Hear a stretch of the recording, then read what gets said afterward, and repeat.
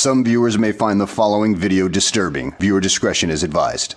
Hey everyone, welcome back to Board Games Unlocked, and Josh and I are doing our rankings for the Dice Throne heroes. I call them heroes, I don't know what they're actually called. Fighters, I guess. And Challengers, yeah. Sexy people. Dice Throne competitors? Yeah. So we have finished the tournament, and we have now, you can go check out our discussion on that, and we have now ranked all 16 on our least to most favorite.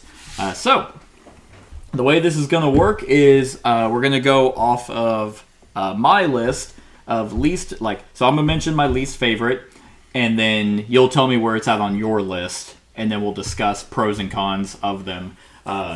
And we did off of this is our personal favorites, so who we like the most. It's not who's the best or which one's the most balanced. Right, because that would be a totally different list. Yeah. I will say, for some of them, how they did in the tournament, I did take that into consideration. Yeah. Because it was like, well, that wasn't fun at all, so either they suck and I didn't get to see them shine, so it wasn't fun to play, therefore I don't like them, or it's just not my style. But without further ado, did you also rank them on a scale of 1 to 10?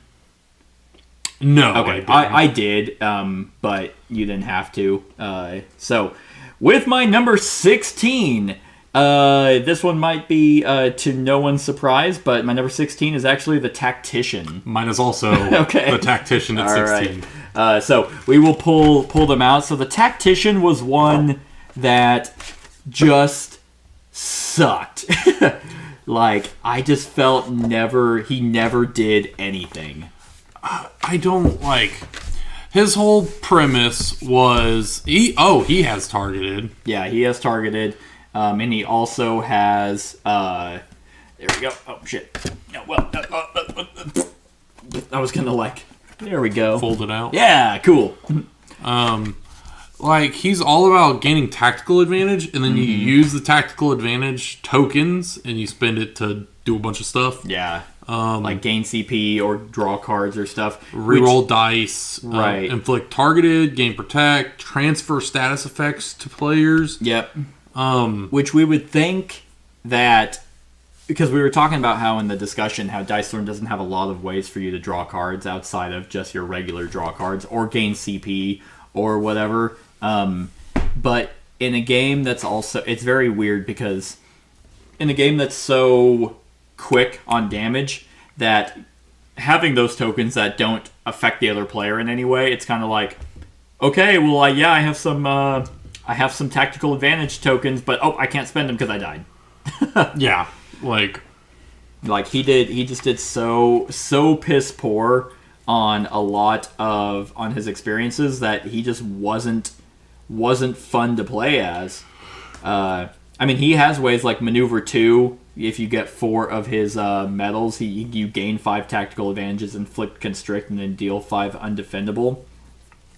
But I just think that out of everyone, he's the weakest. He is the weakest because everything he does, someone else does it. In addition to also having them be more fun to play. Now, he's also very slow to get going. So the only perspective that we have is 1v1. He may be really good in multiplayer. That's true. That's a good point because you can play this as teams, like 2v2. Yeah, you're right.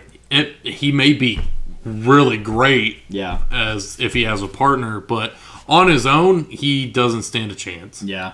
If he had a way to constantly have tactical advantages, then he would be really good. Considering the fact that those could be spent at any time. Mm-hmm. That it's just you're gonna inflict damage on me. Okay, I'm gonna spend these 4 tokens to gain protect.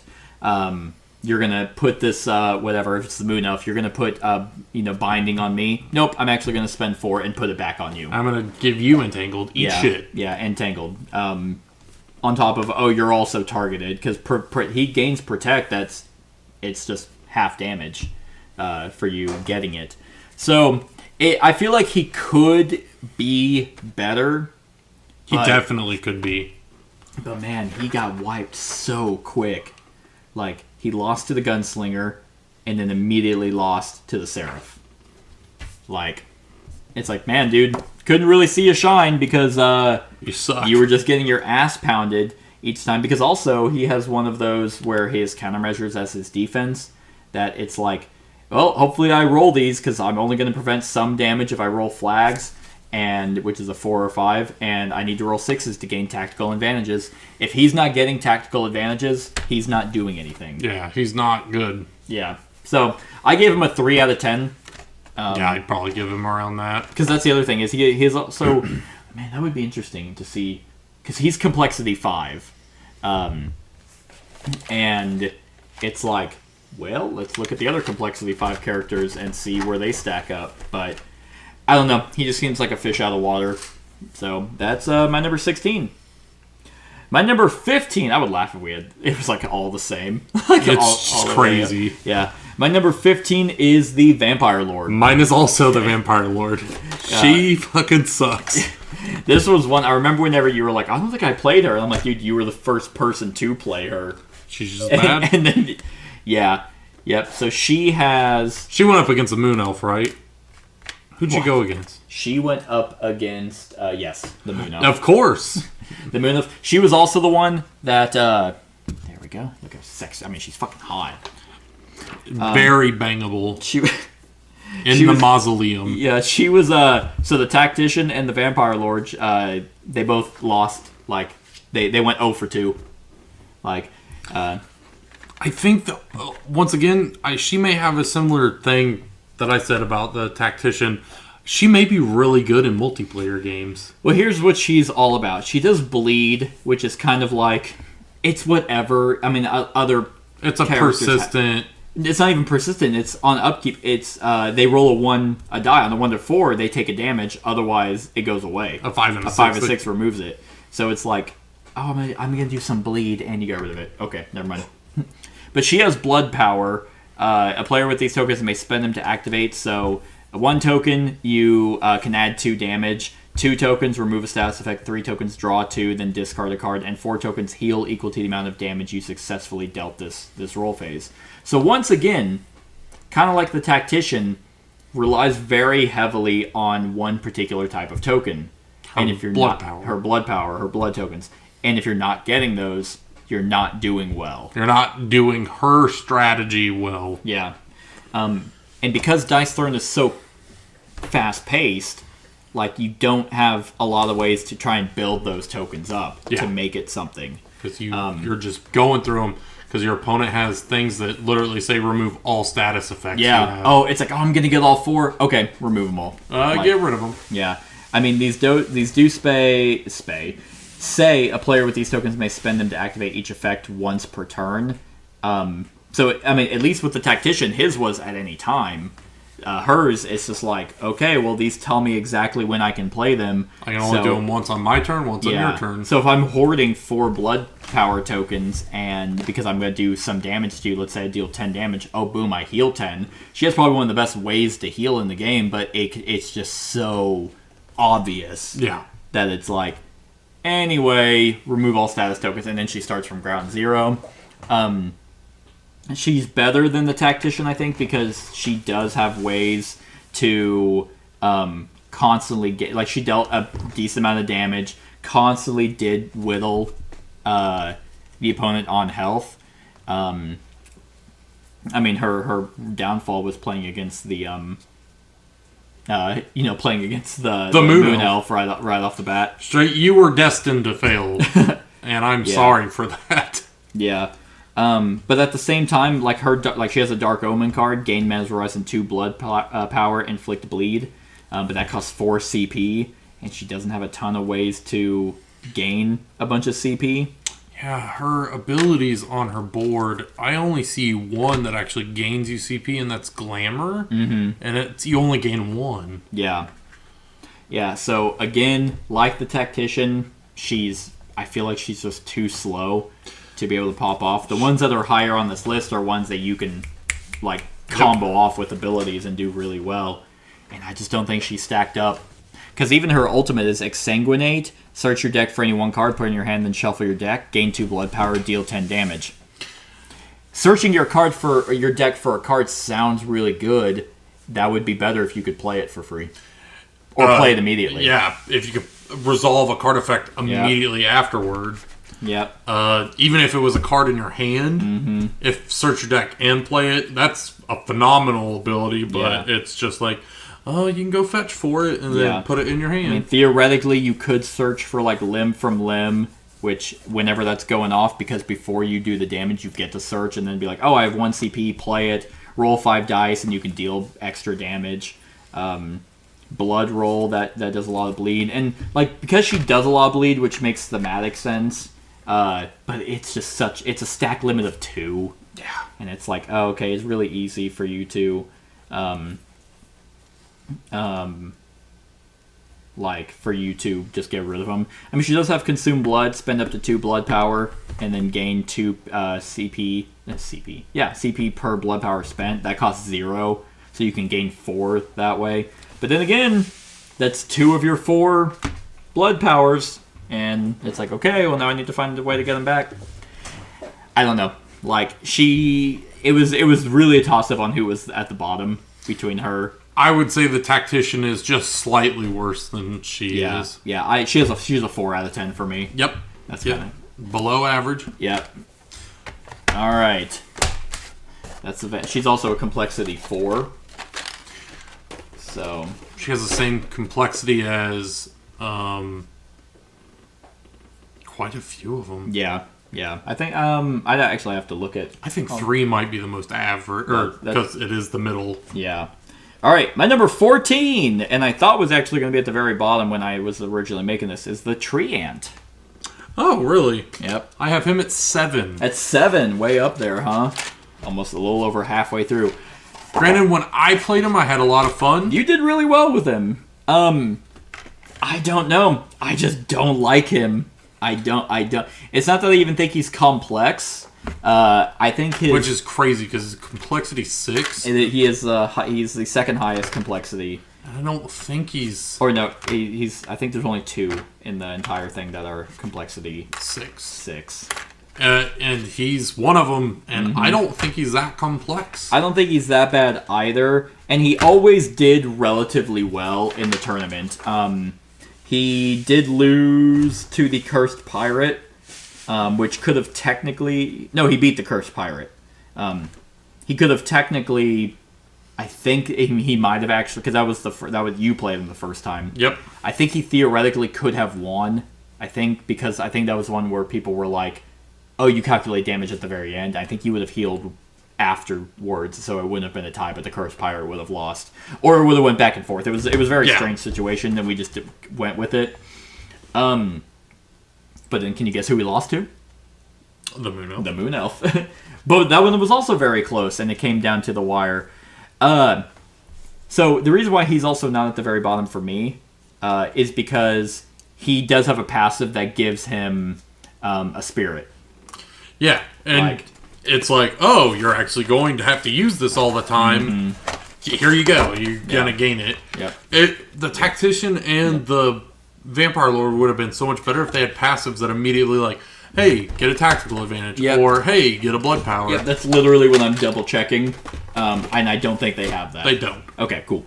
But yeah, he just gets a spirit and you grow them. I think that's super cool. I think growing them to... if you get a sapling, then you can spend it to heal one and gain a CP, or gain a CP and draw a card. I like that mitigation. Yep, the Dryad is spend Dryad to add 3 damage, or if you're would inflict a negative status, you can just spend it to prevent the negative status. I think that's why he did so well against... The flexibility of his powers. Yep, because what's also neat is the fact that he's constantly gaining seedling spirits, and they're companions, so they're not statuses, so you can't just remove them. Yeah. Which is really nice. Yeah. But the fact that, you have a stack limit of 3 with the seedlings. You have multiple ways to grow them into, so you can have 2 sapling spirits, and then you can grow one of those into a Dryad. You can just continuously filter through Yep. seedlings into saplings into Dryads. Yep. And the seedling spirits also aren't useless. You can spend them to re-roll a die. Yeah, they all have their purpose. I can see where the complexity is 6, but also like it just feels real natural to just flow through his character. Yeah, I think the reason why he's lower for me is, while I do like that mitigation and the fact that he just gets the passive, like you mentioned with the Vampire Lord and the Tactician, like what they should have, he does have. He also doesn't do a lot of damage. So he does a lot of mitigation, and he sticks around for a while, so it becomes a war of attrition. But ultimately, because he's not doing a lot of damage back, they're just going to be able to out damage his healing. So that's kind of where. But why? So why is he up at 7 for you? That's really up at 7, I just liked the way he played. He felt really good when I played him. Yeah. Granted, that goes into the whole cards, dice went my way. True. And I could just be looking at it through the lenses like, I did really well as him. Maybe that's why I have him ranked so high. Yeah, funny enough, because you won with him and then I lose with him. So you're like, thanks, dude. You lost with the guy I was good with. No. I mean, I get it. No, yeah. And he lost the Moon Elf. She's fucking busted. Like, yeah, can't really hold him to it. That's like Hawkeye, Thanos. Okay, like, yeah, you're gonna die. Yeah, Hawkeye. sorry, man. I'm gonna be too hot. Yeah, he was. I don't know. He just didn't click for me all that well because he sticks around there. I mean, even he has Wellspring. You spend it, heal half of a die. Like, so he probably has some of the best healing in the game. He heals better than the Vampire Lord does. I would say heals probably close to who heals really well? I think it's the Paladin. Barbarian. The Barbarian heals Also. really well also. Yeah. And like just I think in my first turn when I played as him, I had a seedling. I immediately evolved it. And then I got another seedling. So like I just kept filtering through his companions. Yeah. I do like companions because you can't just take them away. I have to be able to use them. Yeah, and also the fact you have a Dryad Spirit that it's like the shitty negative status effects that people can just pop on you. Oh, I don't have the way to remove it in my hand. Okay, well, I'll grow into a Dryad and get rid of it. It's just, he has nice mitigation. Yeah, well, technically, the Dryad you have to have when they're inflicting it on you. It's not like a reverse thing. He has nice mitigation. He has good healing. He tanks a lot of stuff. He has a great passive. His ultimate's pretty good. He has a well-rounded thing. I think he's great. His one downside is damage, which is ultimately what this game is about. It's the only way to win is out-damaging your opponent. Right. I mean, hell, even his defensive is rooted. It literally only prevents damage. Yep. Like, well, you can grow a spirit with 2 leaves, but most of it is if you roll the spirit and the branch, you're preventing damage. Which is nice. So his defense is actually defense. That's true. I mean, theoretically, the Dryad Spirit can add 3 damage to an attack modifier, but yeah, I just felt like people were able to out damage his absolutely his defense, and whenever it comes to like tanks, I don't like tanks that like I like heavy hitting tanks. Oh yeah, I understand that. But yeah, I mean. I would say him out of quite a few characters, he's probably a really good one to go up against the quicker ones than others. Like we saw the Vampire Lord and Tactician just get their cheeks spread. Yeah, they were spanked. Yeah, and he did well. Like I think even against the Moon Elf, it still came down to I'd have to rewatch it, but I'm pretty sure it was close with him. He could have won, but that's kind of where he's at for me. I have him at a 5 out of 10. Like, okay. I think he's average. I'm not upset. I would give him a 6. Yeah. I definitely see where you're coming from. Even as we're talking about him, I'm like, okay, maybe I was giving him as much credit as he probably deserves. But he is not horrible. All right. Number 13. The Monk.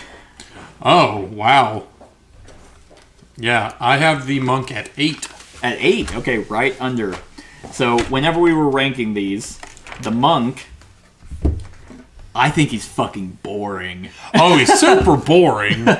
I'm like, oh man, you got some chi? That's cool. Like, so he has chi, that's his big thing, and he can spend chi tokens to prevent damage, and he can also spend them to increase damage. And he was actually the very first one we had. Randomized, it was the monk versus the samurai. And he didn't do horrible. The monk beat the samurai, the pyromancer, and then he went on to lose. Where did he lose? Because he lost to the... Where the hell is he? Oh, he lost to the Seraph. Which is no surprise. Which isn't a surprise, and it also... I mean, but even then, it's like... He's not horrible. Again, he kind of is an all-arounder. He has good defense, but also can power up his attack. He has multiple ways to increase his chi stack limit, and has multiple ways of gaining a bunch of chi all at once. I would say his worst ability is Knockdown. Knockdown's just a trash ability. It sucks. And Knockdown doesn't feel like a good negative status effect. It might indirectly be great, where it's like, oh, you never have CP, or you never have cards, because of Knockdown is causing you to get rid of those, because you want to roll. Mm-hmm. So it's like, because, oh, I'll probably do something, but I'm not aware of, what it's causing, or we're not aware of what it's causing the other player to sacrifice. Yeah. So, like, you constantly were making me be affected by Knockdown. Yeah. I would always gain a CP and pitch a card almost every turn to just get rid of it. Because it's like, I had to weigh the option. Is my card in my hand more valuable to me than not rolling? Yeah. So if rolling... the answer is almost no. Yeah. It's like, this card's a one-off. I may get to use it, maybe. Mm-hmm. Rolling is a guaranteed. Usually, I do something. Yeah. So, yeah, Cleanse is really good. Cleanse is very powerful because that's a retroactive. Oh, I'm just gonna remove this status. And it's effect. anytime, I believe. Yep. I mean, so many people have evasive. It's like, why don't just have evasive be a natural ability that everyone has? Because so many people have it. Fucking. I like chi. Yep. Comparative to the samurai, really the most. Where the samurai has shame and honor. Chi, he has one thing that he can literally use to do one or the other. Yeah, either you can use it to hit hard or use it to prevent damage. But there's also so many ways to increase his stack limit, which is kind of cool because, like, his Lotus Strike, increase your chi stack limit and then gain 5. And then Transcendence, this is his ultimate, like, you do all the stuff, but then increase your stack limit by 1 and gain 6. So it's like, I don't know how many tokens there are, but he has a 5 stack limit, and if you pop both of those off, then it's like, oh, now I can have 7. So that could either be 7 damage straight to you, or, oh, you're going to hit me for 10? Okay, well, I'm going to defend, gain chi, then spend it to defend and prevent damage. So he kind of does what the Treant does. He can stick around, but he's more versatile. Yeah. In that he doesn't have to grow stuff up in a sequential order. He can just be like, oh, I got 5 chi. I just boom, gain it. I'm just going to hit you super hard. But he's got a one note. That's kind of why I put him down, all he does? Down here. That's literally all he does. Once again, he didn't do horrible in the tournament, but he also hits relatively hard, and because he can evade, hopefully, I think he also has a durability. He's kind of the tankier one that also can hit pretty hard. So that's why he's higher. I mean, Ruminate, spend 3 CP, gain 5 chi. Mystic Mantra, gain a chi, gain evasive and cleanse, inflict knockdown on the chosen opponent. Contemplate, cost 0, gain 2 chi. Constantly meditating. Yeah, constantly it's almost very rare if he doesn't have chi, because even his defense is chi based. Yeah, because you gain chi and then you can immediately spend it if you want to. So I definitely see why he's at an 8 for you, but I think each time I kind of played, like, he was this kind of... He's droll, very boring, drawn out. Not super exciting, like, didn't really have to think a whole lot in terms of what you were going to do with him. It was just, do I have chi or not? What's his complexity? 4. Really? Yeah. You don't feel like he's a 4. No, the complexity might be arbitrary. Like, because I don't think the Treant's a 6. Actually, well, this is also very interesting, and we did this in the and the chi is actually kind of cool because you could spend it to prevent undefendable. Oh. Like, because it's, can I spend chi to prevent undefendable damage? Yes. Because you're not defending with it. You're just making it go away. Yep. And I think that's how, I mean, he almost came back to beat the Seraph. Just be like, oh, okay, well, I'm going to defend. I'm going to gain She probably 5. died and came back to life. I think that's exactly what happened. So it was just kind of like, well, here, hopefully I can do some damage. Oh, you prevented it all. Or you died and came back, and then you were able to hit him, and he had no chi. Yeah. So I also have him as a 5 out of 10. Pretty average. Yeah. But honestly, really, out of all 16, the Vampire Lord and the Tacticians are ones that I actively didn't actually enjoy playing. And the Treant and Up are ones that if someone's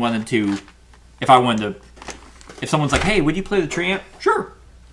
Like, I wouldn't be upset about it. Yeah. But if they were like, you want to play the Tactician? No.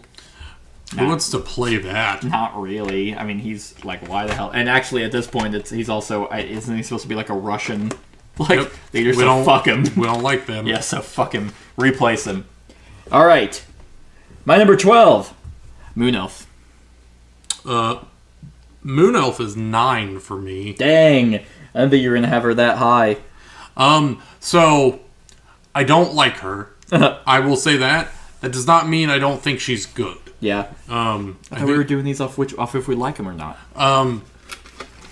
Yes and no. Like, I do like her because she's effective. Sure. And I didn't want to put her in the top half, so I did not make her. Put her at 9. I was like, I refuse to put you in the top half. Here's why she's lower for me. She is so busted, you do not have to think about anything. No, you don't. I was, the whole time in that last match in our tournament, I didn't care what you were doing. Yeah. I really was like, can you move your dice so I can do my turn? So I can just roll and do something crazy. So I can defend and take no damage. Like, it's like, why are you even trying? And that's really where insolent fool. Yeah. The fact that you even fathom you're gonna win. She literally swept the tournament. Like, I guarantee you, if she fought against every single one of these, she would have beaten them. Yeah, I don't have any doubts. She's really strong. I don't like her. I have to give her props because she is so fucking busted. Yeah, she's so busted. Like her I mean, exploding arrow, like fucking, like, that's exploding arrow 3, roll 5 dice, 3 damage plus 1 times number of arrows plus 2 times the number of feet. Additionally, an opponent loses a CP for each moon, and then you also inflict entangle and blind. Like, she just does whatever. She does whatever. She does all the crazy shit all the time. Like, she does massive damage. She takes almost no damage. Yep. If she has evasive, she isn't taking damage if you're good at rolling. Well, if you have blind inflicted, there's a chance There's a chance that they don't get to do anything. And, also they're entangled, so they don't even really get to play. They better hope they roll well on their first 2 rolls. Yeah. The only reason I have her so high is because how effective she is. Yeah. And that has to go in with how much I like her. Yeah. I like her for the aspect that she's really fucking good. Yeah. I do not like her because of how good she is. It's kind of, she's like the Tom Brady of of Dice Throne. You hate no one could be like, Tom Brady sucks. Clearly no. 6 Super Bowls will beg to differ. Yeah. Literally goes to a different team and leads them to a Super Bowl to win. And the first year he's there. Yeah. And almost takes them again the next year. Yeah. So it's like she is very good, and that's also because that's why she's not at the bottom, because at least she definitely does stuff. But where it's like she's so good, but it's almost like she's on autopilot, where it's like I never feel like I did well with her. So I'm going to compare her to a deck in Magic. It's always Magic with Magic. Tron, for me, This is coming Isn't that the one that resets the whole game? and it has a card that could do it. Okay. But, like, Tron, to me, has a fucking monkey could play Tron and win a game. Yeah. So if you're good with Moon Elf, you're an idiot. And if there anybody... If you're a Moon Elf main... If you play Magic and you watch this and you get offended at what I say, I'm sorry. Tron is easy to fucking play. Yeah. I literally played against a Tron player and told them what they were going to do before they were going to do it. And they were like, no. And they fucking did exactly what I said they were going to do. Moon Elf, are you going to inflict blind and entangle and take no damage? No. She's a complexity 2. She needs to be a 1. Yeah, I'm insulted that she has a higher complexity rating than the Barbarian. Oh, he is a 1. I think he's the only one. He might be. We'll definitely check. I get that, like, I'm a big, dumb, strong man. I do damage and heal and stun. That's it, yeah. That's all I do. Yeah. That's all she does. Yeah. No, all she does is she's the equivalent of a blue deck, where it's like I am playing. Don't roll. I'm going to play. I am playing. You sit there and pretend to play.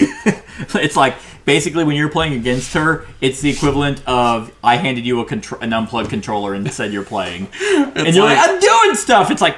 You're the older sibling, and you're like, handing them a calculator. I guess you can play. Yeah. Why isn't my character moving? Don't worry about it. And then you're looking into it too hard. Yeah.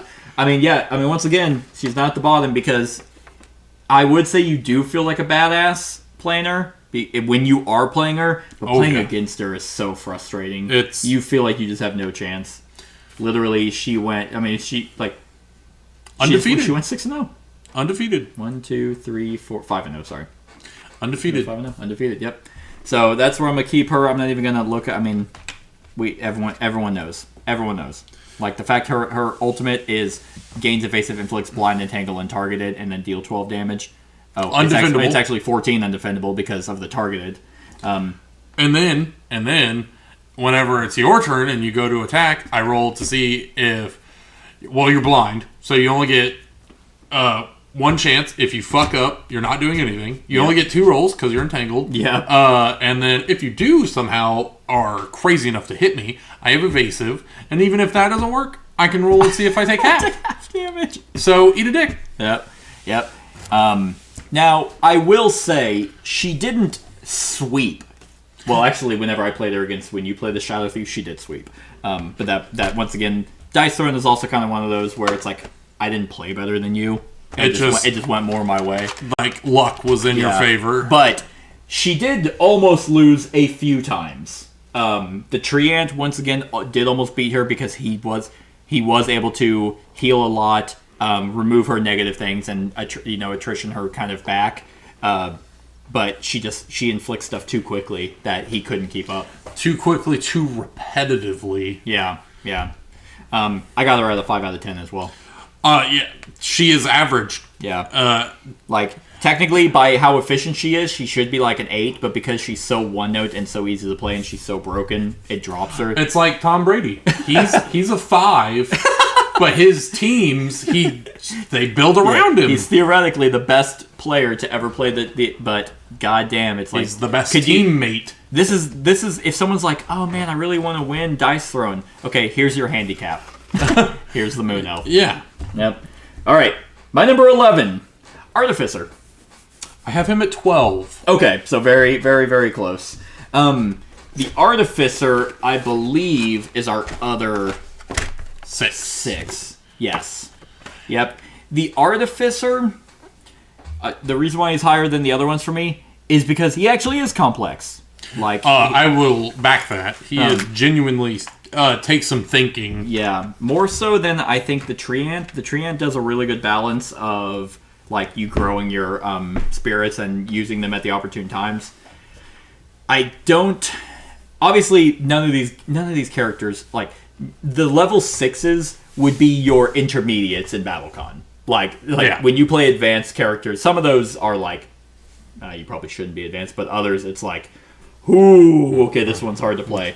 The Artificer and the Treant, I don't feel are like that, but he's one of those that it's like, how do I do well with him? Yeah. And I like that. Because he has the 3 bots, the Nanobot, the Shockbot, and the Healbot. And when you play them, I think you did a really good job. You had a really cool moment where it's like, I'm going to stack a bunch of nanos, pop them off on you, deal 5 damage. Oh, and I'm also going to hit you for 3 more because of the shock while I'm also healing. And I'm like, damn, because you had them all like almost upgraded. Yeah. And I'm over here with like 1. What ability was it? I think it was Eureka upgraded. Build an advanced bot or upgrade a basic bot to advanced? Yeah, yes. That was Eureka. That was Scratch build. Scratch build, that's what it is. His Eureka 2 gains him 3 synth and deal 8 damage. So I was able to immediately play one upgraded, and then I had enough synth to upgrade the other one. So within 2 or 3 turns, I had You have him out, yeah. I had 2 advanced bots. Yep. He's got a passive, just like some of the other ones that the fucking Vampire Lord and the Tactician should have. Yeah. He generates a synth, Yep. and then that synth can be used almost immediately. During your main phase to activate a bot. It has to be your main phase, unless you get like... Because then there's like Overclock 2. You inflict a nanite, deal 6 undefendable damage. Then you activate up to 2 different bots. And ignore normal activation requirements, which could be super cool. If you want him to stick around, you can activate the heal bot. He doesn't heal a lot, No. but if you can chain activations, then you could be like, oh, okay, well, I'm going to heal now. And then, I mean, any type of healing is pretty good. It's pretty good in this game. But then you can just be like, oh, yeah, I'm going to do this, inflict a bunch of nanites on you, pop them off, you're taking 6 undefendable, and now you're just taking 5 damage. But the complexity is also he relies solely on his bots. Yeah. And- That's his biggest downfall. And I don't think his bots are that good. No. His best bot is the Nanobot. See, I think that's his weakest one. Really? Yeah. Because remember, whenever he lost his first round, I tried going all nanos or nanites. I don't think it deals enough damage. I guess maybe not quickly enough. The Shockbot is your pure Pure damage. reward. Because the nanites are also, yeah, if you get 3 on them, you can pop them and deal 5 damage. But here's the thing, the nanites are removed, so then you have to build them up again. But also during the upkeep, a player rolls a die for each one, and if he rolls a 6, they're removed. Oh, So I think never had that happen. I think I forgot last time he played. He ended up losing anyway. Yeah, it didn't matter. But I did forget that there are ways for you to remove them. So it's like, it's 5 damage. You have to build and get them on there and hope that they don't remove them. That's fair. And then it would be cooler. The nanobot would be really neat if, when they're detonated, they stuck around. Because there's already an upkeep that allows you to, hey, if I roll a 6, it goes away. And if there's 3, I have 3 chances.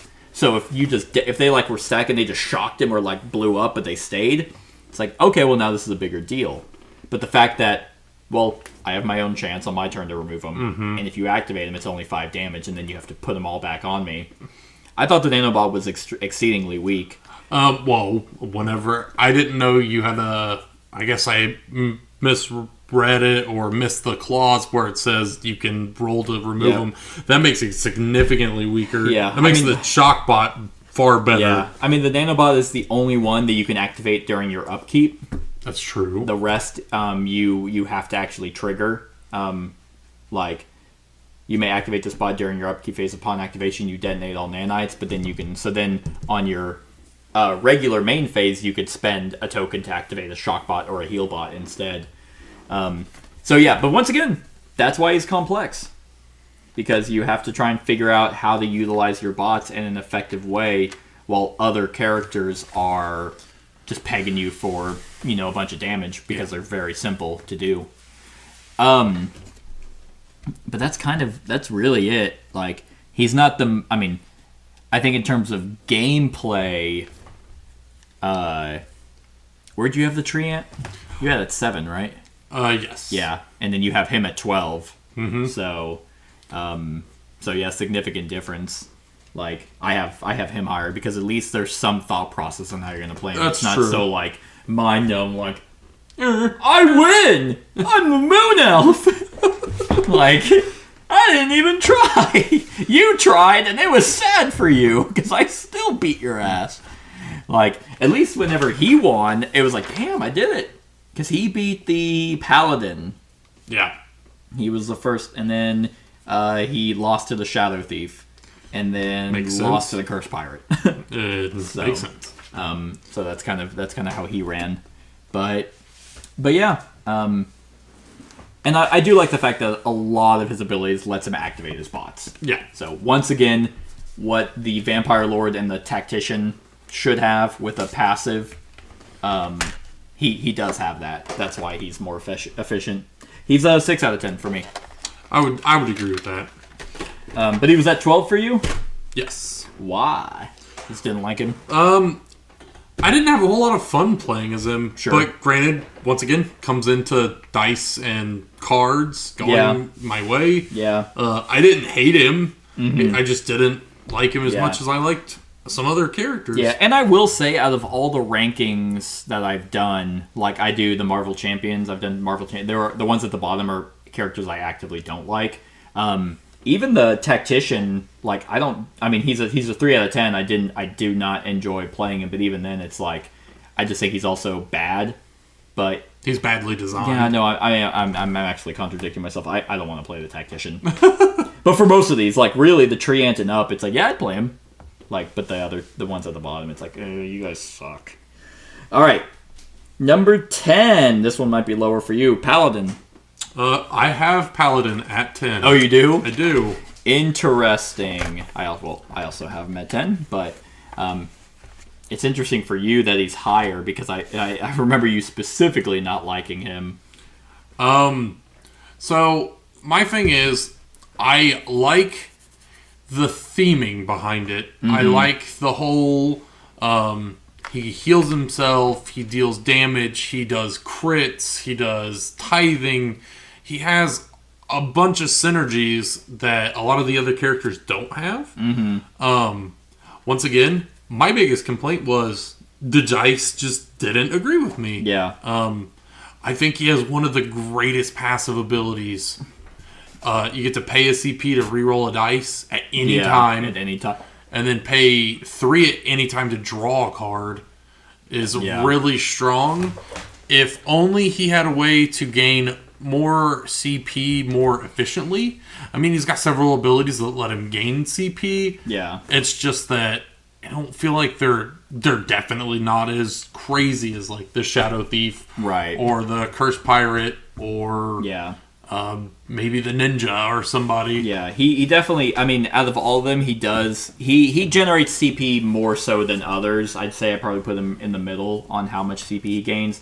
I mean, because he can have, like, personal cards for him, like Blessed, roll a die. If you roll a 6, then you gain 3 CP.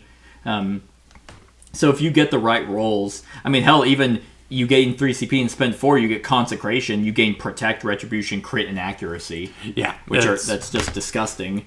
Like, and he has a stack limit of 1 on everything. I feel like he's really balanced. I do think he's very balanced as well, because he's kind of like the mix between, okay, he heals a decent amount, deals a pretty decent amount, and the fact that he also has the Blessing of Divinity, where it's like, hey, if you kill me, I actually get to come back. If you can get him to come back at 1 and then start healing again, and he's like, oh god, he's making a comeback, which is very rare. Most of the time, I mean, there's only 2 characters, the Seraph and him, that have that come back to 1 HP. But no, I enjoyed him because of that. I mean, his abilities are really cool. Like, oh, you're going to deal damage to me. Oh, you're dealing your crit. How much is that? Oh, 15. I'm going to spend Retribution and deal, 8 back. Yep. Okay, now it's my turn. I'm just going to crit and just add 5 damage to that. And then Protect is half damage, and Accuracy just makes it undefendable. Say, he has several ways to heal, several ways to attack, several ways to gain his abilities. His defense isn't bad. His passive's great. Yeah. I genuinely think he's a very good character. Yeah. It's just just didn't have a good time with him. I just wasn't getting the things I needed to make him successful. Yeah. I mean, he is also one of the few that I've seen where he has a roll phase action that is when you're being attacked. Mm-hmm. Which is like, oh, roll a die. I mean, on a sword, you deal 3 damage back. On a helmet, prevent 3. Heart, prevent 5. On the prayer, you prevent 2 and gain 2 CP. So he is definitely... Oh, you can also increase his tithe. When you successfully activate an ability that utilizes at least 1 prayer, you gain a CP. Yeah, I did get that. Yeah. I think probably out of a lot of them, he is one of the most versatile. I'd give him that. Who did he... Because I want to say he lost his first... Yeah, he lost against the Artificer. That was the game where, like, I was having super bad luck with him. And then you played the Artificer and just went off. Right. Yep, that's right. I think I ulted like 2 or 3 times with him in that match. Yeah, because he came in and he beat the Huntress, and then he beat the Tree Ant. Yep, he beat the Tree Ant, and then he lost to the Samurai. But that one was also very close. It was. That was a very close match. Yeah, I mean, I have the Paladin as 6 out of 10 as well. But I liked him more than the Artificer. So he's probably one of those that if you... What's his complexity? His complexity is a 5. And I don't agree with that.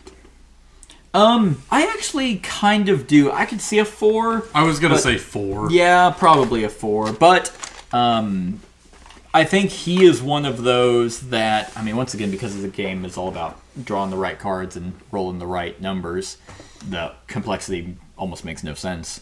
But I think he's the one... He's either really good and very hard to beat, or he's really bad. There's no in between. Yeah. All right, my number 9, the Seraph. I have the Seraph at 14. At 14, I figured had an absolute awful time. Yeah. Playing against her, playing as her. I did not have fun. I had to put the Seraph and the Paladin right next to each other because they're almost the same character. They are really close. She reminds me, she's like a mix between the Moon Elf and the Paladin.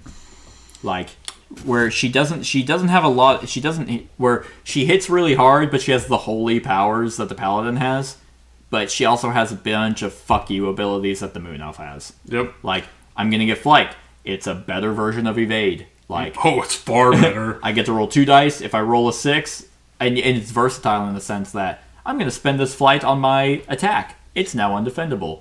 Yeah, Flight is a far superior version of Evasion. Yep. I'm going to spend it when I'm being on my defense roll. Now I avoid all incoming damage. The Blinding Light is disgusting because if they roll a 1, there's just no effect of any kind. It's basically blind. Mm-hmm. But if they roll a 1, then it's really bad. But the 2, the 3, then damage is reduced by half, so it has more effects than blind. Cleanse, we've already talked about, is really good. Blessing of Divinity is probably the only reason why the Seraph went as far as she did. Yep. She just lucked out. She hits harder, like you said, harder than the Paladin, but she has the survivability as him. Yeah. Yeah, so she technically doesn't heal, but she will technically Purify. Purify heals. You can choose to heal, but it's like it's 5 undefendable damage. That's true. I don't know if Purify has an upgrade. It does. 2. Choose a player. If that player has an opponent, deal 6. Otherwise, that player heals 5. Additionally, you may remove a status effect from that player. I don't know if it has a Purify. If there's a Purify 3. Technically, her defense is not super great because it's just roll 1 die and you get what you get. You might want the shield to prevent 3 damage, or you might want to deal 3 damage back, but... Because she also has a lot of ways of getting her tokens. She almost always has Flight. Almost always, yeah. It's just like the Moon Elf and always having Evasion. Here's the thing that makes her even more disgusting, and this is kind of... Yeah, she was very frustrating to play against, but at the same time, her Holy Presence is one of those that's like, you cannot give this to me. Like, you have to remove it. And it's just a static, and that actually has like a... You can put 2 on someone. So it's like, that's a static 2 damage.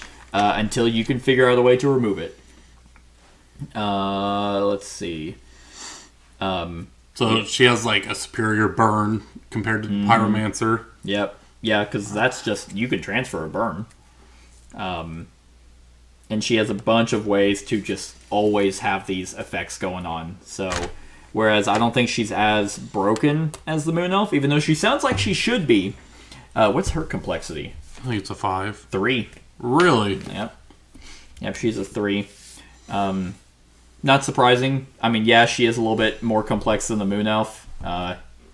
But obviously the Seraph lost. Like, because, I mean, even then, with the Paladin and her, the Blessing of Divinity is really good. It essentially gives you one chance. It gives you one extra turn. And in this game, it's almost always super close. Yeah. At the end. Yeah. I mean, hell, we had multiple games in the tournaments where it was like 30-7, and we had someone literally come back and win. And it's like, oh no. So being able to be a little bit more carefree and just chip them away and be like, yeah, because the Blessing of Divinity is like, this cannot be removed or transferred. Like, it is guaranteed to happen. And man, that is frustrating to see that stupid token on their fucking board. Oh, you have an extra life. Yay. Fuck. Yay. And I'm barely alive. So great. But even though we were complaining quite a bit around there, I mean, she's still at 9, so she's not even at halfway. Yeah. I still think she's pretty universal. She's not so hand-holdy like the Moon Elf. She's not so guaranteed to win. She's up there, though. But she is very strong. Like, again, the tournament, she lost to the Barbarian somehow. Once again, I think it's because the Barbarian hits hard. I think the Barbarian... Because I played the Seraph, didn't I? Yeah. I think you stun locked me. That's right. Or head bash or whatever. So you just grabbed her and just boom, just held her down. And then she made a pretty good run. Like, lost to the Barbarian, and then she beat the Tactician, beat the Monk, beat the Cursed Pirate, and almost fucking beat the Gunslinger. Like, it's like you have all the crosses, and I just went, ah! Honestly, she might have been able to beat the Pyromancer if she beat the Gunslinger, but maybe it would have been close. She could be frustrating to play against, but I like her. She doesn't seem... I mean, because what's her defense? Because I think the main difference of why I like her more is her defense isn't a guaranteed fuck you on damage. It's true. It's literally one die, and okay, whatever I get, I get. You just didn't have a good time with... Yeah, I know. You didn't like playing against her, and you also didn't like... I didn't like playing as her. Playing as her, yeah. How come? Just because, like, I felt like she didn't deserve to win. I was like, you are trash. I hate you. And the Moon Elf, it feels the same way. Yeah, that's true. It's like, you know what? Let's just remove these and have the better characters play. All right. My number 8, the one who beat the shit out of the Seraph, Barbarian. I have the Barbarian at 11. At 11? How come? I don't He has 2 things he does. Yeah, he's like, his complexity being 1, that's all he does. That's all he does. Yeah. He does 2 things. Yep. He either heals a lot, or he fucking head bashes you. You don't get to do anything. And I'm just like, oh, you're stunned, my turn. Oh, you're stunned, my turn. Oh, you're stunned, my turn. Oh, you're stunned, my turn.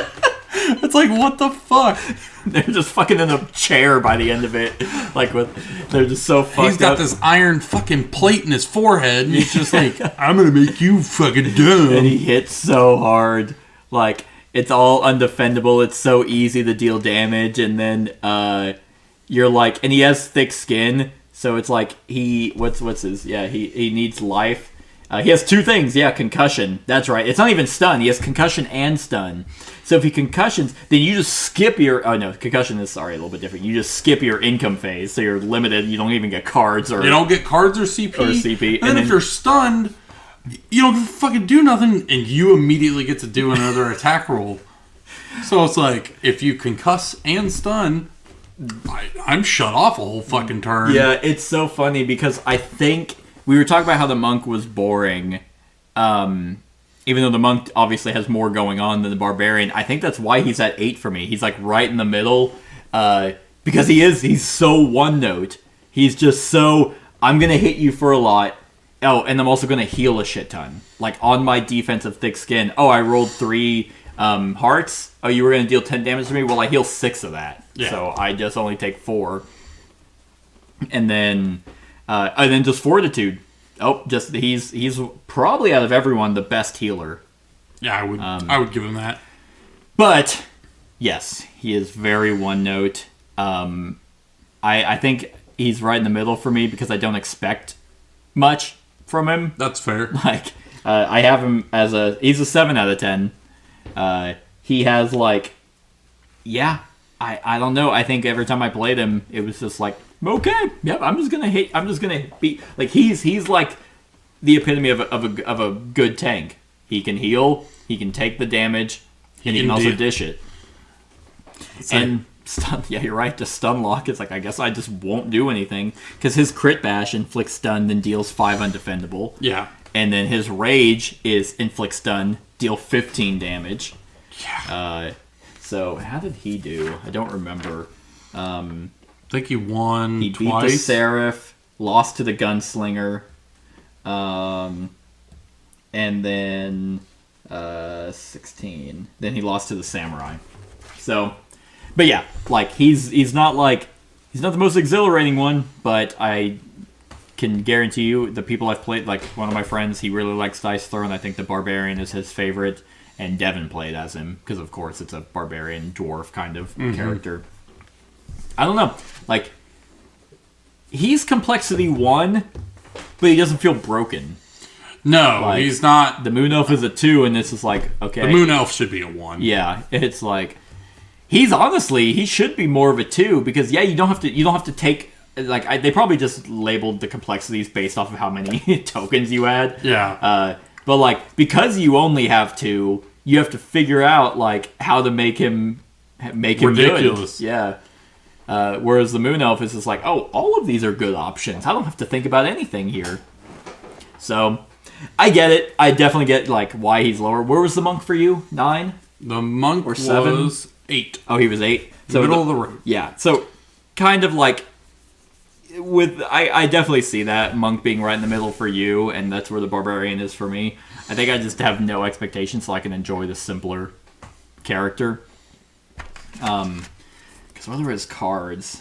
I'm pretty sure they upgrade his damage. And Head bash. This is if you successfully dealt at least 8 damage to an opponent, play this card to inflict concussion.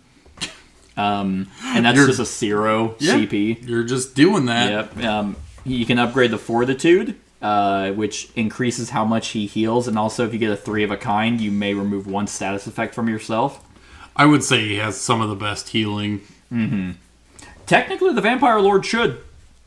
Like, she should, theoretically. Oh, with 4 blood power tokens, then you heal equal to the amount of damage that you deal. Don't. But the problem is you're not going to ever hold on to those 4. Yeah, he has Concuss. For 1 CP, you just inflict concussion on an opponent. I'm gonna make you dumb. Make you as dumb as me. Me no read so good. Adrenaline Surge, roll a die on oh, that's his promo card. Those don't count. Feeling good. Feeling good on a Wednesday. 0 CP, roll 3 dice, heal 1 plus 2 times the number of hearts you roll. Get some! Yeah. I think I just love the simplicity. You don't have to work, you don't have to be too butthurt. Like, I'm not. No, not you. Not you specifically. Like, y'all. Like, Y'all. You're not butthurt when you're playing him because things didn't go your way because you're not expecting anything because he's so simple. God, maybe he's super good against the Moon Elf. Just unlocks her. Oh, where do you think Where the you're going? fuck are you going? Don't hide in the moonlight, bitch. I'll find you. You smell good. What? All right. You're on your moon blood, aren't you? Oh, God. All right. My number 7. I said the Barbarian was 7 out of 10, right? Yes. Okay. My number 7, Samurai. I have the samurai at 6. That's interesting. Changed your mind. I did. I did have my opinion changed. Was it about the Cinderella story? Yes and no. It was the fact that his abilities. I really like Bushido. I feel like it's bullshit that I immediately get an honor if I'm just player 1. It's a pretty good counter, though, because you don't get the CP or the card draw. So he's the only one that gains something from actually going first. From being the first player. Yep. I like the thought process. If I only do 2 rolls, I get an honor. So he actually... Or at least less than 3. Yeah. Well, Bushido combats Entangled by the Moon Elf. Oh, you're right. Yeah. So if you force me to roll twice, no matter what, I'm getting an honor out of it. That's true. That is true. And then I'll just hold on to those to add 3 damage to my attack. Yep. Yeah. I think his defense is all right. I would argue it's pretty bad. That holds him from being higher.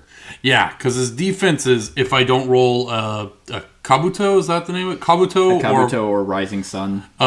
You inflict shame on yourself? Yeah. That's some bullshit. Yeah, I don't like characters, and this is in any game. Any competitive game, if I have to hurt myself to gain something, I don't generally like it. I had to change my mindset whenever I played the Child of Alara, commander deck. The lands deck. Yeah. I'm on the fence. Like, I don't mind using like my life total or anything as a resource to find victory, but also in a game about dealing damage, when you are inflicting shame upon yourself, reducing your own damage count, it hurts a lot more than most. It could be worse because shame isn't a permanent. No, it's a one and done. It's one and done. But what's really cool about him is that he's constantly he's and I will actually say a lot of these characters can feel thematic. Why they're fighting one another, I have no idea. Yeah, but like whenever I played him, who did I play? It was against the I think it was against the Paladin. Like, yeah, it was because he just constantly shamed you, and so that saved me a bunch of damage. Yeah, I kept doing a lot, and those -2s every once. It eventually adds up. It adds up. Probably saved like 14 total damage. I would say myself. Around there, yeah. And then also the fact that okay, well, he's still gonna hit me backstrike. Like I'm just gonna. So he has a constant kind of like a dueling, like a Aitsu duel kind of thing. I'm definitely hitting you for something. Yeah, and it's like, oh, you hit me, like that was you're dishonorable, shame. And then, but yes, I do not like the fact that, oh, great, I didn't roll it. Now I'm weakening myself. It makes thematic sense. It's just not fun. Yeah, it's not. Especially in a tournament setting. Yeah. To go flay yourself on the fucking battlefield, and it's like, yeah, that's setting yourself up for failure. Yeah, but God, that scared me. Scared me. I do like the fact that he is almost always gaining honor, and adding 3 damage to something is really good. And then yeah, I mean he has really decent upgrades like Solemnity, Inflict Shame. Like he's a really good back and forth. I definitely would agree with that. Kind of character. Like, very cheap cards to give him backstrike, so he almost is always dealing damage back when he's attacked. Always gaining honor, so he's increasing damage, and he doesn't deal, like, Budo is a small stray Budo too. Gain honor, then deal 8 damage. Because you gain honor first, oh, hey, well, I already have one from the... So now that turns into 11 damage. And, and he has a bunch of stuff that inflicts shame. Literally, shame on you, 1 CP, inflict 2 shame. Just boop, there you go. Yeah, I wasn't sure because I think we both kind of didn't like him at the beginning. At first. Yeah, he lost to the monk at the beginning, and he went on a really good run. He lost to the monk, round 1, game 1, beat the ninja, beat the barbarian, beat the paladin, then lost to the pyromancer. And I'm trying to remember if that one... I think that one was still relatively close. It was, I believe. So yeah, I have the samurai as a 7 out of 10. I'd agree with that. He is good. He's one of those that it's like, whenever you're like if you're not rolling what you want to, well, it's like, okay, I don't really want to do this attack. Oh, but I'm going to gain honor. Or you actually have a thought process of, do I risk it? Like when you played him, you were like, you rolled 4 6s and you chose not to try and get the 5th one. Because you're just like, well, I'm going to try and go honor. And it bit me a little, but, I mean, it's doable. Right. He's a complexity 3, by the way. So not too bad. Not awful. All right, my number 6, the Ninja. Ninja is 5 for me. Okay, good deal. Ninja is a complexity 2. The Ninja, I think, is actually is pretty cool. Constant flow of damage. Has ways to increase the amount of damage that she can do, as well as evade. It's actually a smoke bomb is essentially a better evasive, but you can only ever have one of them because it turns into a 50-50. Ninja is a more balanced moon elf. That is true. Ninja is a very balanced moon elf. Well, it's also because the delayed poison. We were talking about what's the difference between this one and the Shadow Thief's poison. The Shadow Thief's poison needs to be a stack of 3, but it stays. Or it does. It's persistent. It's persistent. The delayed poison is just 3 damage at the end of your turn. Okay. But you can have 2. So a player afflicted with this token removes at the conclusion of their turn, then receives 3 damage. So it's a stronger poison, but it doesn't stay. But it's not a persistent thing, right? But I mean, honestly, like I'll take a heavier damage. Yeah. Like I'll take a heavier damage token. Smoke bomb. It just like completely gets rid of combat, doesn't it? It is. Yeah. You may spend it. Roll a die. If it's a 1 to 3, no damage is received. Yeah, it's a better evasion. Yep. It turns it from what is that? To 33% to 50. Yeah, it turns it 33 to 50%. So your odds of popping it off is way better. Yep. It's more fair because you can only have 1. Yep. Whereas evasive, you can have 3. Yep. So your odds in that instance, it goes from a 33% chance to you have 33% chances. Yep. So the ninja also gets ninjutsu, which is after attacking, you can roll a die. You can have 3 of these. On the 1 to 3, add a damage. 4 to 5, add 2. And on the 6, you can choose to either add 2, inflict delayed poison, or make your attack undefendable. I think And she has tons of ways to get ninjutsu. I think ninjutsu is a funner sneak attack from the Shadow Thief. Yeah. I would say I would agree there. And there's another one that has an ability where you roll a dice and you get a the gunslinger. Gunslinger, that's reroll. Yep. I mean, but like she has really cool abilities like poison, just poison dart. Okay. Yep. Now you're getting delayed poison. Throwing stars. Roll 5 dice, 1 for each shuriken you roll. You may re-roll up to 5 of these dice. So she's also just incredibly quick with dealing damage, consistent damage, decent ways to evade. Dealing damage on your opponent's turn. I think she was just extremely versatile, and I just had fun playing her. I think she's really cool and thematic. I will definitely say she's a lot of fun to play. I enjoyed her. It's sad that she was in the tournament for so little. Yeah. I mean, because she also gets a lot of re-rolls. Like, with the Shuriken one, it was like, hey, roll 5 dice. Oh, you can re-roll up to 5 of these. Her Shade Shift defense is... now, she has one of those defenses that doesn't prevent damage, but she's so quick and deals constant damage that I think it works here a little bit better. And it stays on theme. Yeah. On a sword, you deal a damage. On a shuriken, you deal 2. If you roll 2 masks, you gain smoke bomb, and you may re-roll 1 of these dice. So that's pretty cool. And her ultimate is very, very nice as well. Inflict delayed poison on 2 chosen opponents. Maybe the same opponent. So in the 1v1, it's just like, oh, boom, here you go. If you don't have a way to remove these, you're guaranteed to take 6 damage at the end of your turn. On top of the fact I gain smoke bomb, and it's dealing 10 damage. So, yeah, it really is a shame, because I feel like she should have done better. Like, she lost to the Pyromancer, and then lost to the Samurai. But you have to look at those 2 that she lost against, how far they got. Yeah, that's true. Yeah, they both ended up doing extremely well. But she is one of those, I think it's because the smoke bomb still is a 50-50. You can only have one. If you don't roll well with it, she's also taking constant damage. Yeah. So she's dealing constant damage, doing a pretty good job, has a lot of rerolls, which I like. And, but yeah. Oh, She you can't hit me.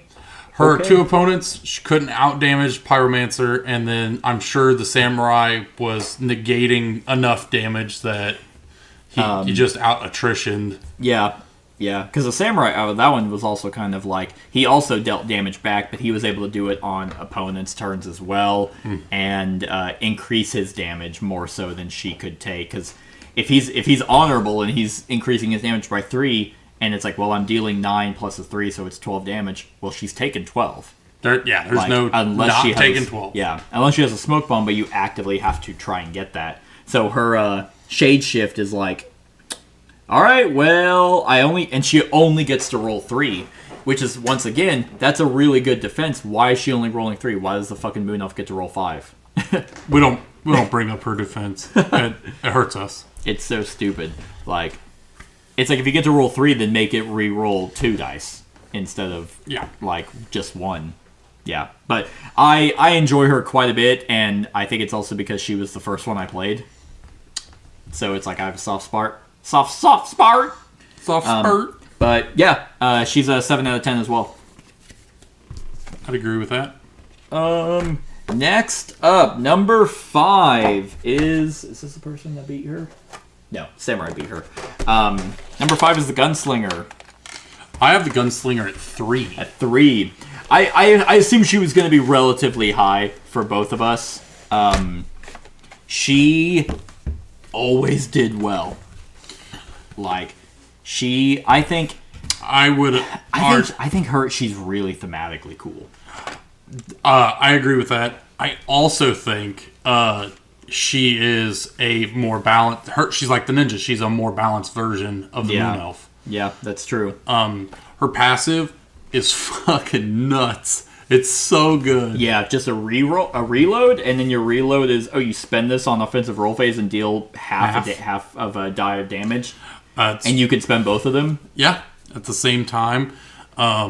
Every single one of her abilities is fucking great. Yep, she gets a bounty, and she has ways, like, she has an ability just outright called Bounty Hunter to give the bounty, and it's not broken. It's an extra damage, and I gain a CP. Yeah, so bounty, extra damage, gain a CP. Bounty Hunter, it's 1 unpreventable plus the 1 from bounty and a CP. Take cover, makes sense. You get an evasion. Yeah. It's 5 defendable damage. Showdown, it's literally we duel. We roll dice, see who gets a higher of the 2. Those are the 2 that I think are really cool with her, is the showdown and her defense. And duel.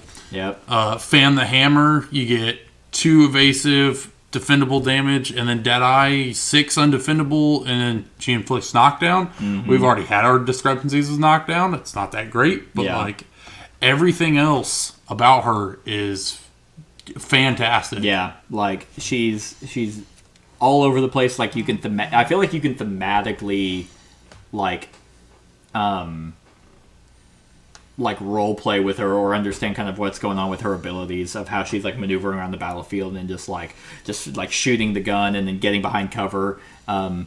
She could like do like the run and gun kind of stuff, but then also it's like, okay, you dealt damage, I get to defend. That's a surprise. All right, let's duel. All right, I rolled higher. I can either choose to deal, what is it, 3 back? It's deals. This. Yeah. It's either take half. Yep. Or deal 3. Yep. And once again, like you said, it's not just a guaranteed half damage. It's like, I have to roll higher than you. And even then, I have the decision to not take half. Yeah. Because you could deal 2, and I'm dealing 3 back. Yeah, that's true. It's like, okay. And then her passive makes the Vampire Lord and the Tactician kind of suck, because she's guaranteed to get a reload. Guaranteed to get extra it's damage. It's also upgradable. Quick draw. Like, you still gain the reload, but you can actually, when you spend it, you can re-roll the die. So if you roll... shit, I rolled a 1. Oh, wait a minute. I'm going to re-roll it. Yep. Her ultimate also allows her to re-roll her reload if you add it onto it. That's true. Yeah.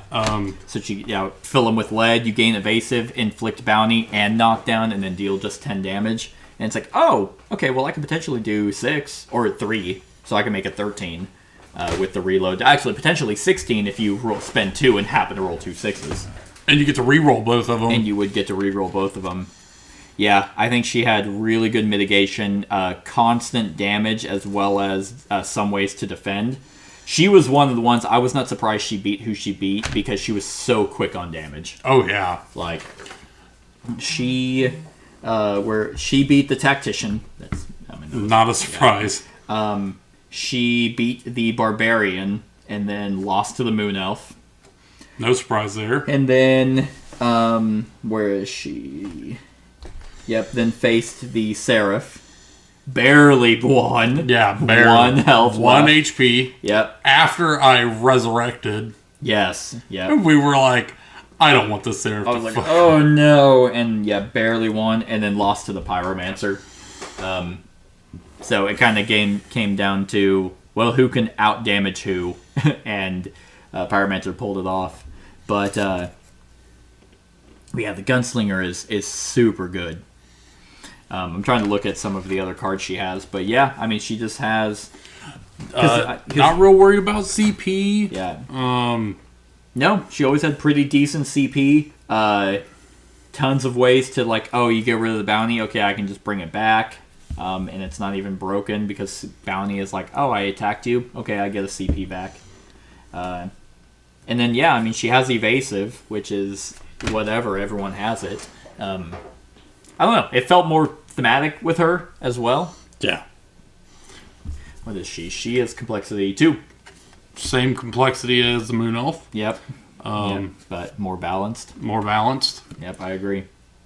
And come on, it's a cowboy. Like, it's super neat. Yeah, I liked her quite a bit. What did I give her? She is an 8 out of 10. I would agree with that also. All right, number 4, top 4, Pyromancer. I have the Pyromancer at 4. At 4, good deal. Pyromancer is one that went. This one is very, very weird because she probably out of everyone here hits the hardest. I would consistently. I would put her right next to Barbarian in damage output. Yeah, I think she does more damage. She definitely does more. Yeah. But like the second closest is Barbarian. Yeah. But the difference between the two is that, well, one, she's a complexity 3. And that makes more sense because her fire mastery, you have to keep it up. The only way she deals more damage is if she has the stack. But what's really cool about her is there's so many ways to increase your stack. Mm-hmm. So many ways to gain a bunch because her upkeep is... She's a little weird at first because her defense, it's like if you roll a 5, her fiery soul... then you gain a fire mastery, but if you only roll 1, then it's like it just negates because you have to get rid of 1 to upkeep. So it's like, okay, well, I didn't really gain anything. But she's one of those that she has no defense. Yep, no defense, and I don't think she has any way of healing either. Yeah, she's pure DPS. Yes, in its purest form. She's all about getting fire masteries and then dealing a fuck ton of damage. Yeah. Her most devastating abilities aren't even her ultimate. No. Because her ultimate just gets her a shit ton of stuff. Yeah, gains her 3, inflicts knockdown and burn, which is a constant 2 damage, and just deals 12 damage. Technically 14 with the collateral. Like, she's really good if you were playing multiplayer because it's 12 to one person than 2 to everyone else. But you're right. I think her best is her combustion. Yes. Because it's 3 undefendable damage per token removed. But that's the only time, this is what makes her so cool, that's the only time that you have to remove your fiery tokens, not counting your upkeep. Damn. It's just like, okay, yeah, I have 6. I'm going to remove all of those. That's 18 damage, you know. Or, sorry, remove up to 4. So I'm going to remove 4, so 12 damage. But it's undefendable. But even then, combustion, one of each face, is dealing the same amount of damage as the ultimate. Yeah. and easier raw to get. damage, and it's easier to get. Yeah, that is true. And here's the other thing that I really like about her is that her fire mastery is good to go up. If you don't get any, though, then she becomes weaker, so I think that's where it's polarizing, and that's what makes her a little bit more complex, because it's like, shit, I want to do this attack, but I really need fire mastery, so I'm going to grab that instead. But what's also cool is, her like, large ones, or her straights, you don't have to spend the fire mastery. No. Some of the other ones are like, the samurai, you have to get rid of honor to increase your damage. Hers is just, you gain fire mastery and deal 4 + 2 times, so if you have 6... then you're dealing 16 damage with a large straight just by having them. And then the upgrade, I believe, is 4 + 3 times the amount. That was Ignite. Yeah. Ignite 2. I see her small straight. It's 6 + 1 damage per fire mastery, so it's 1 more damage. But you gain... No, never mind, you gain 2 as well.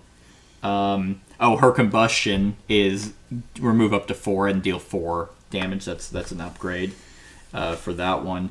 What was it? Ignite? Yeah, Ignite 2, deal 5 damage + 2 per fire mastery. So it's just 1 more damage, but you inflict burn as well.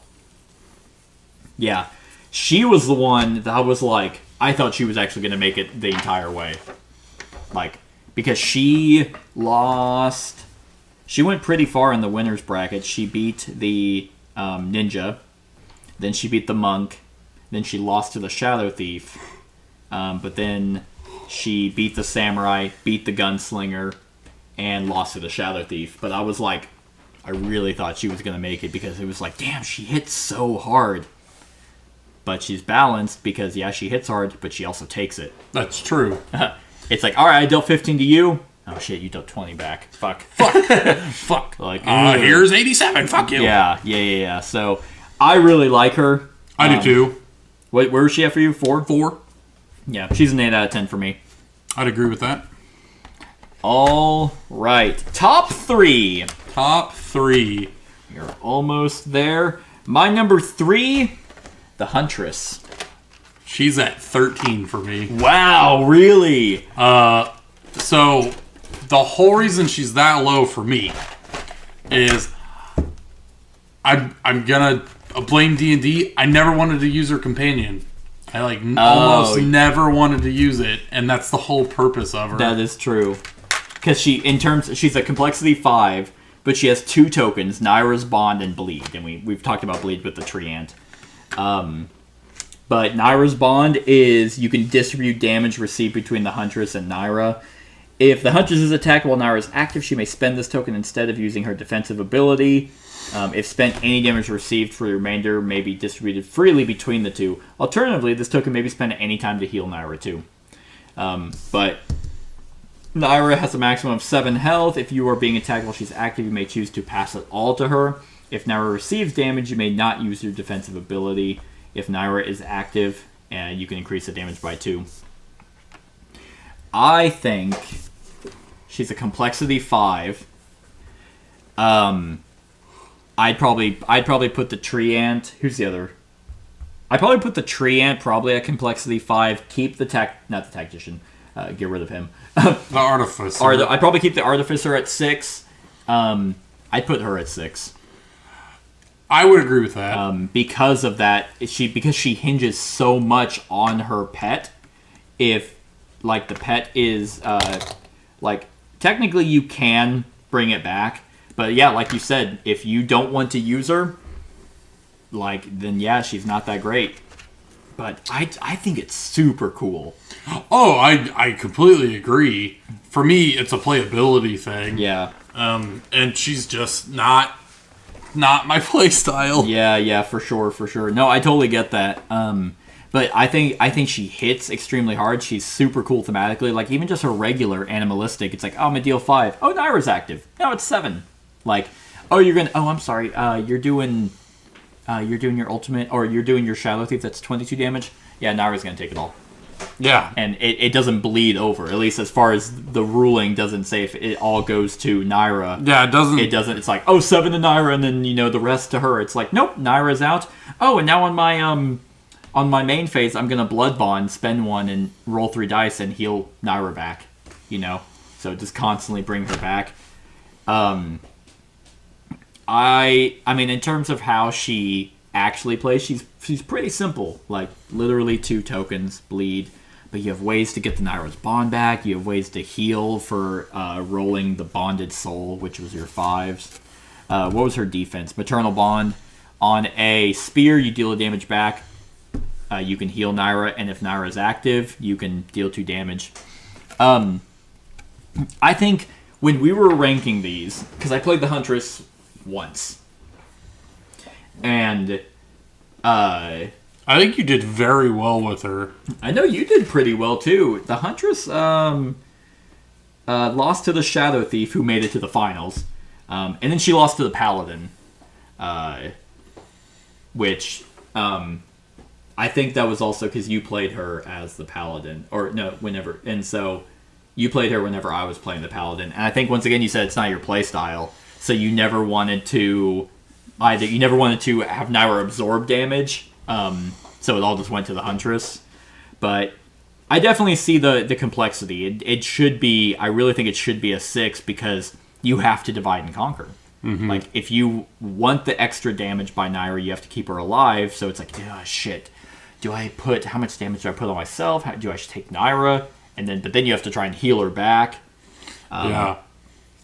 All while only getting any extra passive damage of bleed, which is fucking nothing. Nothing at all. I mean, yeah, it's almost a constant influx if you're constantly making them bleed, but her Jungle Fury is gain Naira's bond, which once again allows you to lets you either heal Naira back or absorb the damage back and forth, and then you inflict 2 bleed, then deal 12 damage. I think she has the damage output and the versatility. So she's like a combination of the Ninja and the Treant, I think. A little bit. With the longevity of the Treant to be like, I'm just going to keep Naira around and have her absorb it, but also do the constant damage of the Ninja, the quick damage. So, honestly, I don't have a whole lot to say about her because there's not a lot to say about her. I just think she's one of the most creative ones. I'll give her that in the running, and I think that's what brought her so high up. It would be cool if there were more. I mean, there are a few things here that are like, if Naira is active, then this happens. Like her defense, if Naira is active, it deals 2 damage based off that result. Like Savage Slash, choose a player, roll a die on a claw or a Sabertooth, inflict 2 bleed. Otherwise, you just inflict 1 bleed. So, I mean, blood's not ass, but it is like, a 1 to 4 they take a damage. Like, otherwise, a 5 to 6 it's removed. So if they're not rolling well, then they're just constantly bleeding out. I don't know. Like, I think she's really cool, but I can see her also being extremely polarizing. Like, if you get Naira out of the picture, and it's like, well, shit, I need to heal her. Okay, well, while you're healing her, you're not dealing damage to me. Therefore, that's why the Shadow Thief probably wiped the floor with her. Yeah. Because he does so much fucking damage. He does, but that's the thing, is he deals so much damage, and she's just like, okay, like, I'm just gonna have my tiger take it. So, but I think she's really high up because she's more creative than I think the Artificer is. I mean, his bots are fine, and the Treant has his spirits. Could also be because I have a D&D character that has a pet. So 2. He has 2 pets. You're right. All right. Beastmaster. Number 2, which would, I guess he wouldn't have to be. Number 2 is Shadow Thief. Yep. Is that where he's at for you? Yeah, absolutely. Yep, the Shadow Thief, the one who is really the winner of the tournament. He's the edgelord. He's the edgelord. Yeah, his quote is super dumb. He is so high for me, and I wonder if he's the same for you, because he drains, like he drowns in command points. Yes, that's the exact. He's the only character that does all of this crazy shit with CP. Yeah. Deals damage with it. Yeah, I think steals it, hoards it. Yep, and then like you said, deals damage with it. The Paladin, I think, has a decent CP generator, and the I think there's a few others that do decent CP generation, but He does it the best. that is literally his build. Is like literally 22 damage. Like, Yeah. that's the most. That has to be the most any of us has done. I want to say it is. Like, I'd have to like go back, but I'm pretty sure, and that's disgusting. I mean, there is kind of a downside to how much CP he gains because, like, well, technically he does have where is it? What is that one called? Cardicopia. Yeah, Cardicopia. Like that one, if you roll a bunch of cards, then like so he has card generation, like where he theoretically could have a hand of cards. Now the Cardicopia can suck because it's like if it's a very close fight, then you're like shit. I don't want to spend my turn to draw. But if you roll like 4 5s and you're like, I can draw 4 cards. Yeah. Like, okay, I have 15 CP. It's doing nothing else for me. And you can't go over 15. Exactly. So it's like, yeah, you hoard CP to deal damage to it, but it's just very neat because you get to turn around and be like, yeah, I'll spend it now because I'm want to use these cards. And I'm gonna gain it back anyway because every ability gives me 3 back. He's super fun to play. His abilities are great. Mm-hmm. He's a rogue. Yeah. He does poison.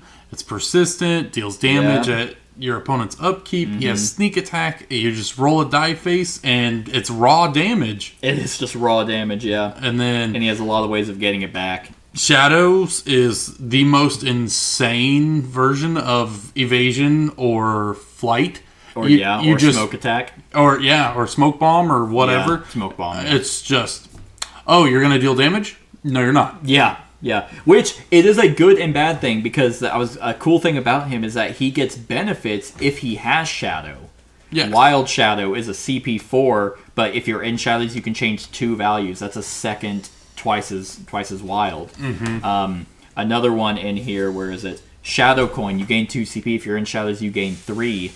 But because I was trying to find it when in the finale, because if he gains shadows, like in his Shadow he's also the only defense. one with 2 defenses. Mm-hmm. If the shadow defense, if he gains it, he has to spend it immediately. You don't get to choose whether you stay in the shadows. So if you have those cards in your hand, you're like, I hope they miss, because so I can hold on to shadows, so then I can spend these cards, which I was able to with him. But yeah, that shadows is really good, but with some of his cards, you're like, wow, they're better if I'm in shadows, but you dealt damage and I have to use it. And then, I mean, he has Shadow Dance. You roll 3 6s, you get to roll a dice, you deal half of it as pure damage, and then gain shadows and sneak attack. Yep. Like, he's so good. Yeah. So good. Yep. Actually, Cardicopia level 2 is you draw 1 for each 5. If a shadow was rolled, your opponent also discards 1 card randomly, and if a bag was rolled, gain 1 CP. So See, it's just fucking nuts. he just makes your opponent also lose cards. Does he steal CP from people? I don't think that was him. No, but I mean, who was it against? Was it against the Pyromancers that all I did was Insidious Strike like 3 times in a row? Mm-hmm. And it was like, I just gain 3 CP and deal that much as damage. Yep. He isn't like super clear. It just says deal it as damage, and I'm assuming it's defendable. That's how we've played him this whole time, but it's annoying that it doesn't say. Yeah. That's about the only grievance I really have about him. It sucks that he lost twice to the Moon Elf, because Moon Elf's fucking broken. But yeah. We're never going to let it go. I would say if the Moon Elf was actually balanced, he would have won this tournament. Oh, without a doubt. He's so fucking good. Yep, without a doubt. Like, he...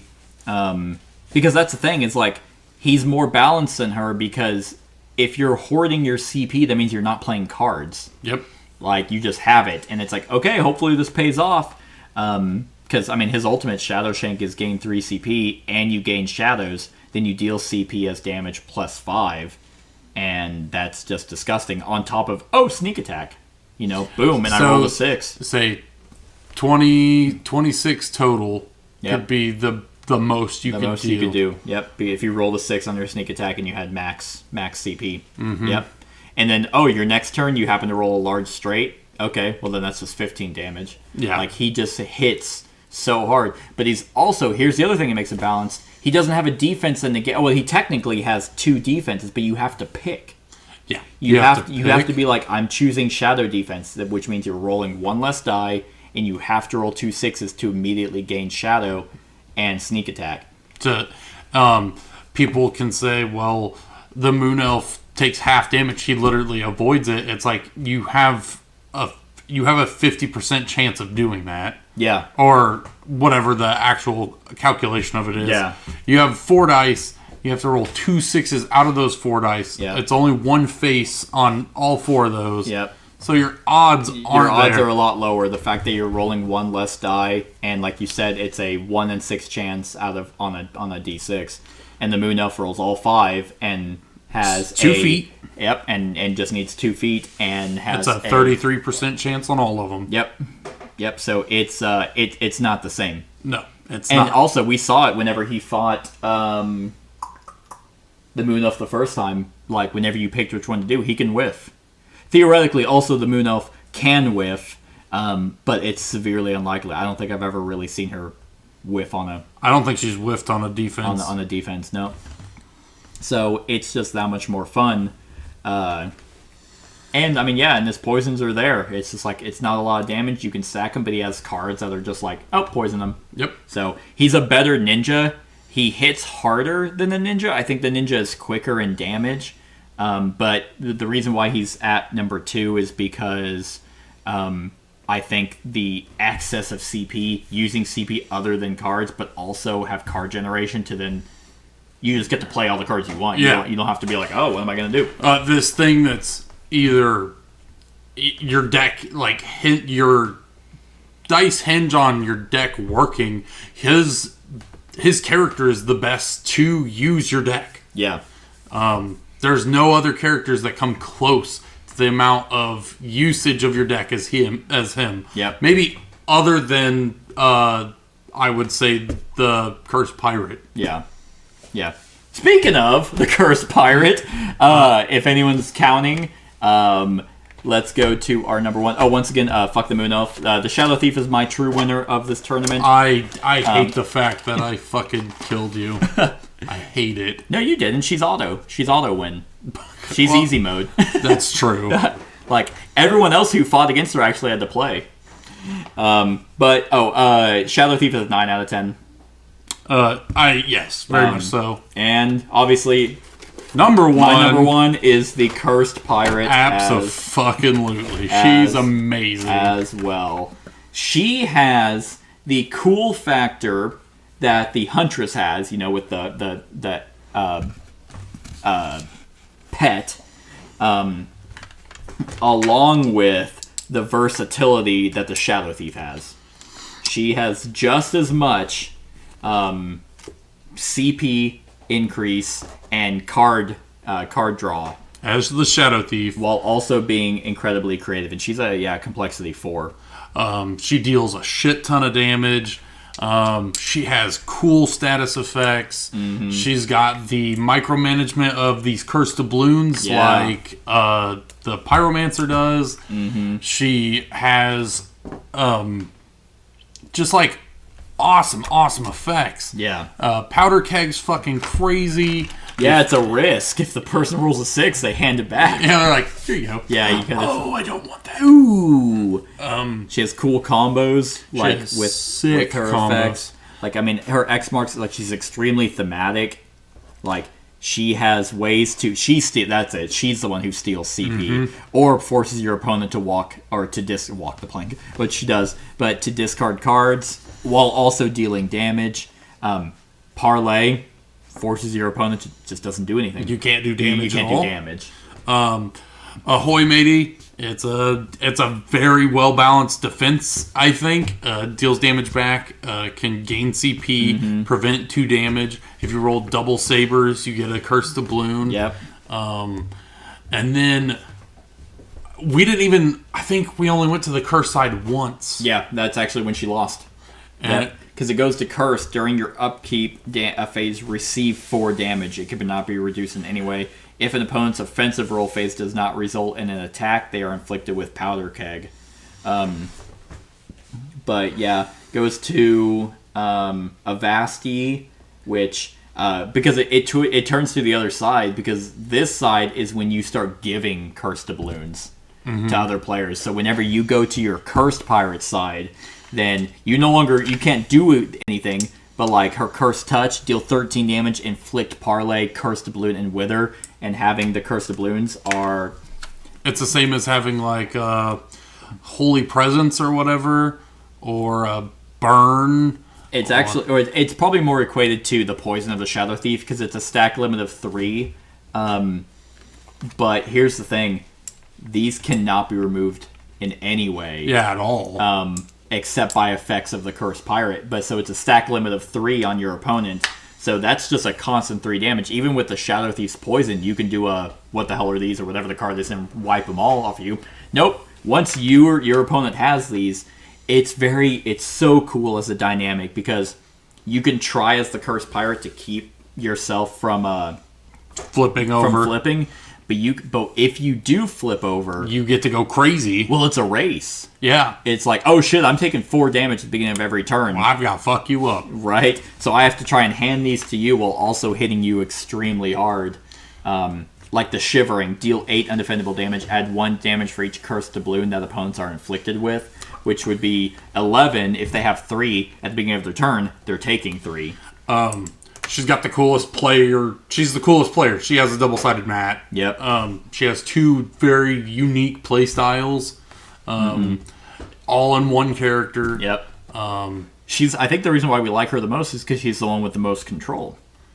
Absolutely. Yeah. I mean, everyone has the same. Like, everyone has their unique player cards, and then everyone has the same cards of the card draw, dice mitigation, all that stuff.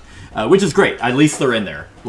I'll take everyone having those cards and then having their own unique, instead of, well, the barbarian's really bad about whatever. He can't really mitigate. Yeah, everyone has those same cards.